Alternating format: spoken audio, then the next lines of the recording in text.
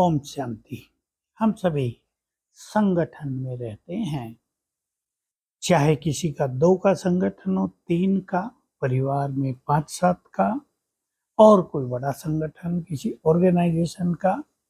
हमें अपने संगठनों को प्रेम से भरपूर, सद्भावनाओं से भरपूर बना के रखना है।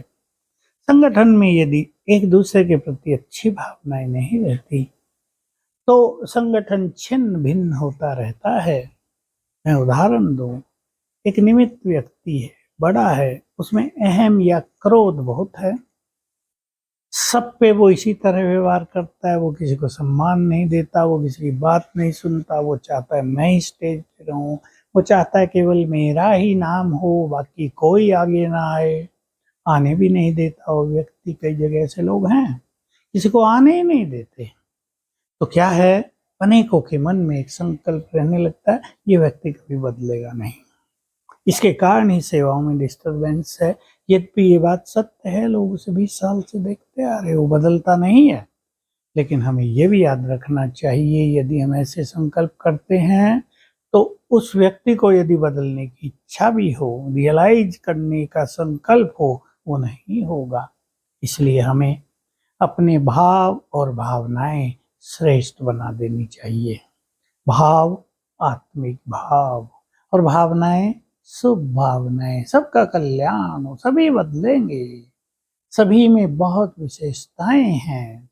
देखो, बाबा के बच्चों की बात आप देखो, सभी ने पवित्र जीवन धारण किया, बहुत लोग समर्पित हो गए, सभी को ईश्वरीय ज्ञान मिला, सभी का प्रभु मिलन हो गया, सभी सद्विचार सद्गुणों की धारणा अपने जीवन में करने लगे।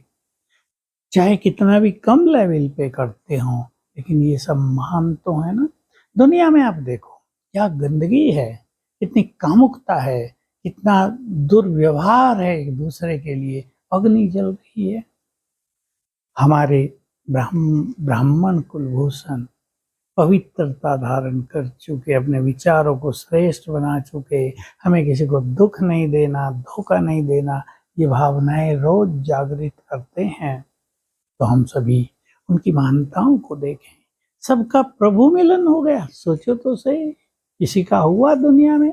कितने महान हैं वो जो भगवान से मिलते हैं, उनको सत्य ज्ञान प्राप्त हो गया।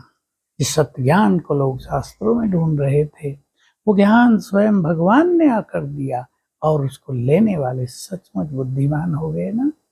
तो हम दूसरों के लिए अपने भावों को, अपने एटीट्यूड्स को, अपने दृष्टिकोण को बदलें।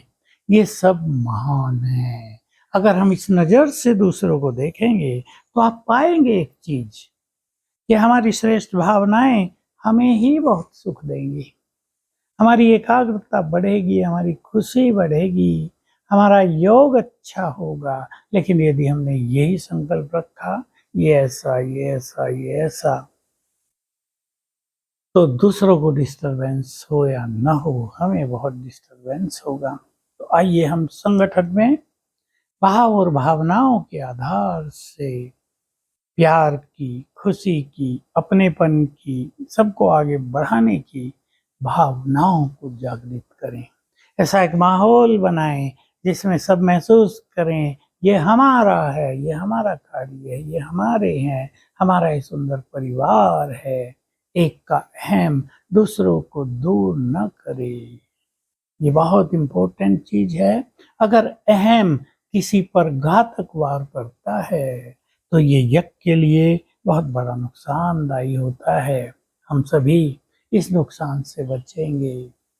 जो दूसरों के लिए बुरी भावनाएं रखते हैं, उनसे भी चारों ओर नेगेटिव वाइब्रेशंस फैलते हैं। लोग उन्हें गिराने की कोशिश करेंगे, आगे नहीं बढ़ने देंगे, तो हमारा संगठन कमजोर होता है। हमें सोचना ही चाहिए हमारे संगठन में अनेक लोग महान हों, अनेक लोग योग्य हों, अच्छे अच्छे स्पीकर हों, अनेक लोग योगी हों, सभी का नाम हो, सभी कहें इनका संगठन तो महान आत्माओं का संगठन है, पुण्य आत्माओं का संगठन है। ऐसा माहौल हमें बनाना है।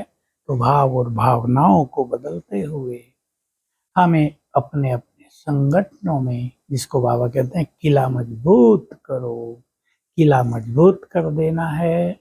सभी सुखी रहें, सभी प्रभु प्रेम में मगन रहें, सभी का कल्याण हो, ये सुंदर भावनाएं रखनी है। ओम शांति।